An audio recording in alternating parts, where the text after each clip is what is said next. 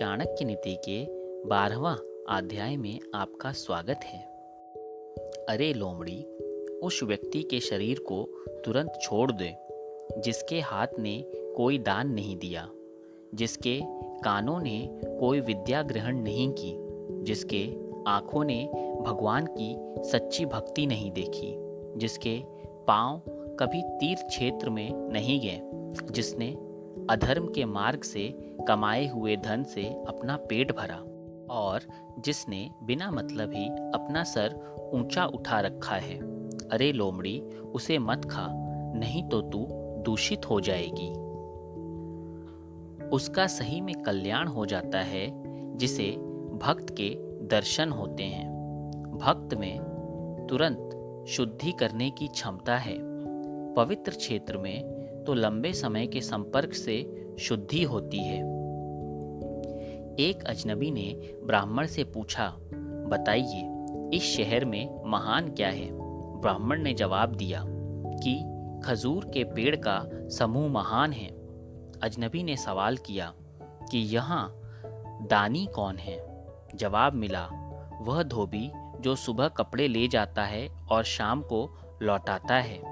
प्रश्न हुआ, यहाँ सबसे काबिल कौन है?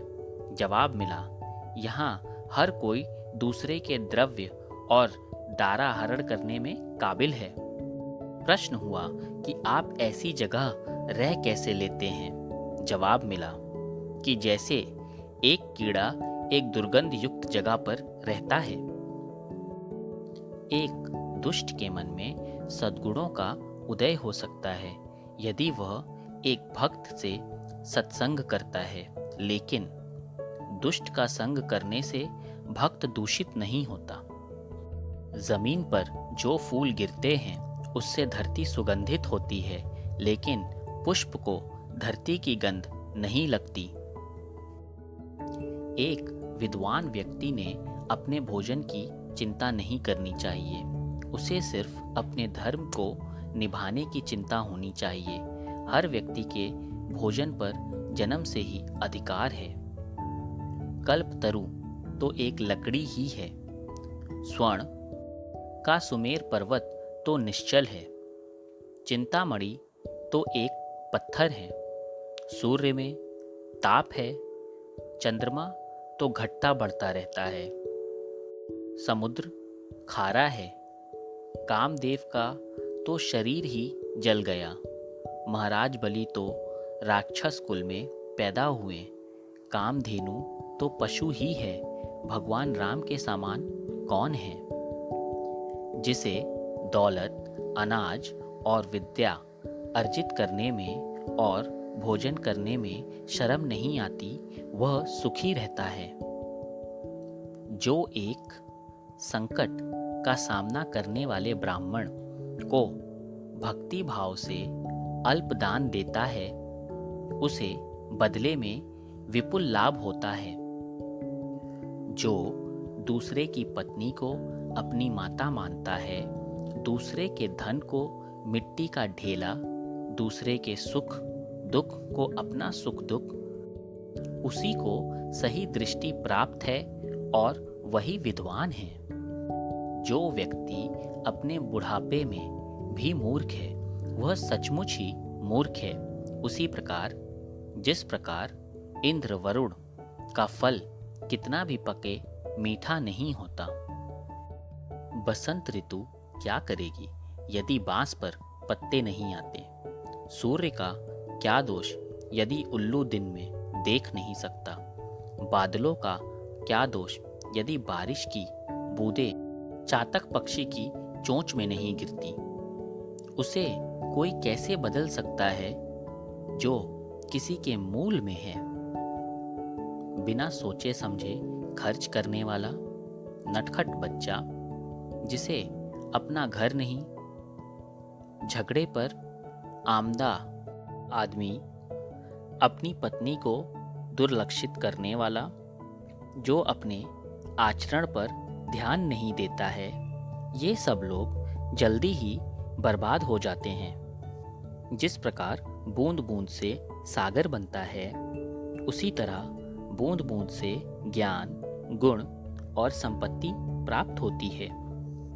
ब्राह्मणों को स्वादिष्ट भोजन में आनंद आता है। गायों को ताजी कोमल घास खाने में, पत्नी को पति के सानिध्य में, क्षत्रियों को युद्ध में आनंद आता है। भगवान राम में यह सब गुण हैं। शाद्रुणों में प्रीति, मीठे वचन, दान देने की तीव्र इच्छा शक्ति, मित्रों के साथ कपट रहित व्यवहार, गुरु की उपस्थिति में विनम्रता, मन की गहरी शांति, शुद्ध आचरण, गुणों की परख, शास्त्र के ज्ञान की अनुभूति, रूप की सुंदरता और भगवत भक्ति।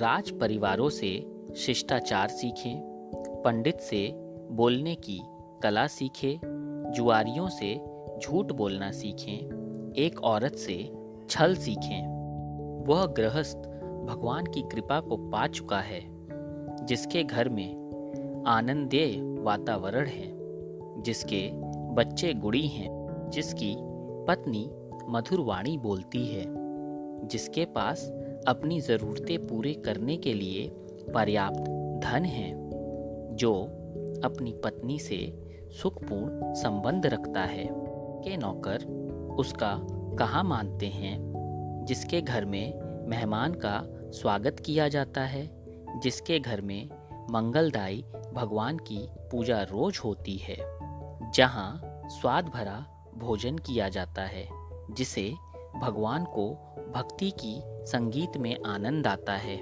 वह घर जहाँ ब्राह्मणों के चरण कमल को धोया नहीं जाता, जहाँ वैदिक मंत्र का जोर से उच्चारण नहीं होता और जहाँ भगवान को और पितरों को भोग नहीं लगाया जाता, वह घर एक शमशान है। विद्या सफर में हमारा मित्र है, पत्नी घर में मित्र है, औषधि रोग में मित्र है, मरते वक्त तो पूर्ण कर्म ही मित्र हैं। वे लोग जो इस दुनिया में सुखी हैं, जो अपने संबंधियों के प्रति उदार हैं, अनजाने लोगों के प्रति सहृदय हैं, अच्छे लोगों के प्रति प्रेम भाव रखते हैं, नीच लोगों से धूर्ततापूर्ण व्यवहार करते हैं, विद्वानों से कुछ नहीं छुपाते, दुश्मनों के सामने साहस दिखाते हैं, बड़ों के प्रति विनम्र और पत्नी के प्रति सख्त हैं।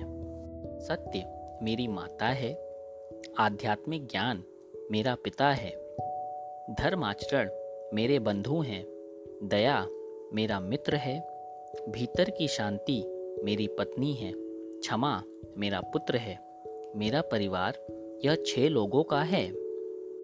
हमारा शरीर नश्वर है, धन में तो कोई अस्थाई भाव नहीं है, मृत्यु हरदम हमारे निकट है, इसलिए हमें तुरंत पूर्ण काम करना चाहिए।